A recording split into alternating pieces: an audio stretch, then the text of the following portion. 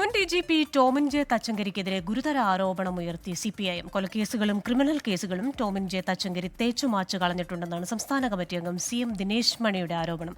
നേതാക്കളെ മണിയടിച്ചാണ് ടോമിൻ ജെ തച്ചങ്കരി സ്ഥാനമാനങ്ങൾ നേടിയതെന്നും ദിനേശ് മണി പറഞ്ഞു.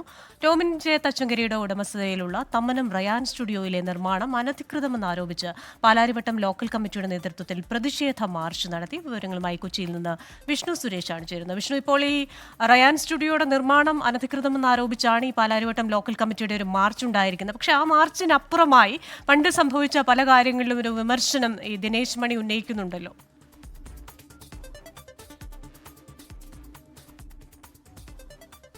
കഴിഞ്ഞ 20 വർഷമായി റയാൻ സ്റ്റുഡിയോയുമായി ബന്ധപ്പെട്ട് ചില ആക്ഷേപങ്ങൾ CPIM-നുണ്ട്. ഇന്ന് അത് അണപൊട്ടി പുറത്തേക്ക് വരികയായിരുന്നു.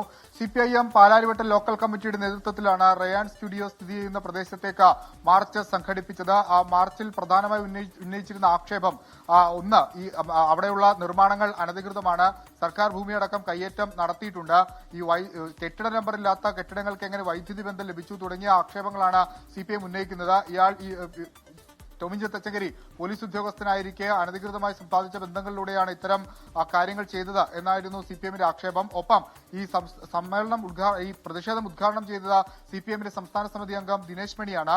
അദ്ദേഹം ഉന്നയിച്ചത് നേതാക്കളെ മണിയടിച്ചുകൊണ്ട് സ്ഥാനമാനങ്ങൾ നേടിയ ആളാണ് ടോമിൻ ജെ തച്ചങ്കരി. മുൻപ് നേരത്തെ ഈ ക്രിമിനൽ കേസുകളും അതോടൊപ്പം തന്നെ കൊലക്കേസുകളും ഒക്കെ തേച്ചുമായ്ച്ചു കളഞ്ഞ ആളുകളാണ്. അതുകൊണ്ട് അയാൾക്ക് ഇനി എന്തെങ്കിലും തരത്തിലുള്ള സഹായങ്ങൾ ലഭ്യമാകുമെന്ന് പ്രതീക്ഷിക്കരുത്, CPIM-ആണ് ഭരിക്കുന്നതെന്ന് ഓർക്കണം തുടങ്ങിയ മുന്നറിയിപ്പുകളൊക്കെ CPIM-ന്റെ ഭാഗത്തുനിന്നുണ്ടായിരുന്നു.